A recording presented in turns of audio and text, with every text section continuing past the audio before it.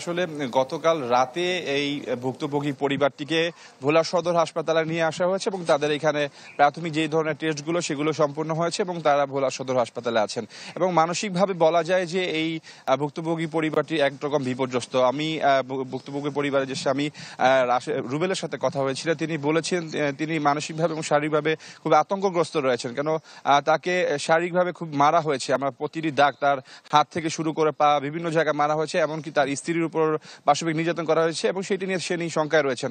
এবং স্থানীয়রা বলছেন তাকে যদি এই ঘটনাটি যদি আইন শৃঙ্খলার সহযোগিতা না হয় তার জন্য তাদেরকে হত্যার বা এলাকা ছাড়ারও হুমকি দিয়েছেন। তবে আইন শৃঙ্খলা বাহিনী কিন্তু এটি কঠোরভাবে দমন করার চেষ্টা করেছেন। ইতিমধ্যেই এই ঘটনার সাথে জড়িত ঝর্ণা বেগমকে তারা জিজ্ঞাসাবাদ করার জন্য আটক করেছেন।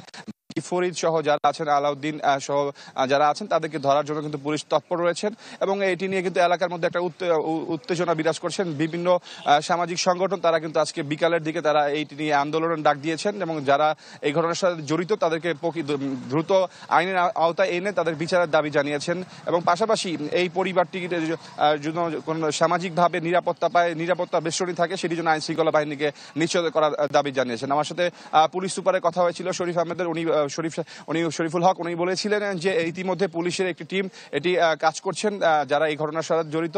এছাড়াও উপজেলা বিএনপির সদস্যরা বলছেন যদি যারা প্রকৃত ঘটনার সাথে জড়িত থাকে তাদের অঙ্গ সংগঠনের নেতৃবৃন্দ তাদেরকে অবশ্যই যদি প্রমাণিত হয় তাহলে দল থেকে তাদের বিরুদ্ধে ব্যবস্থা নেওয়া হবে বলে জানিয়েছেন। সব মিলিয়ে বলা যায় যে এই ঘটনাটি আইন শৃঙ্খলা বাহিনীর টেবিলে এখন মূলত বল। যদি তারা দ্রুত এই আসামিদেরকে আটক করতে পারেন তাহলে হয়তোবা এটি মানুষের মধ্যে, এলাকার মানুষের মধ্যে একরকম স্বস্তি ফিরে আসবে এবং আইনের শাসনটি তারা বাস্তবায়ন চায়।